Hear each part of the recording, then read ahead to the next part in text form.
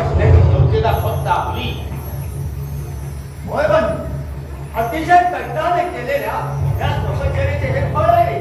दैत्य विकार. आपण या देवांची भक्ती करतो म्हणूनच तर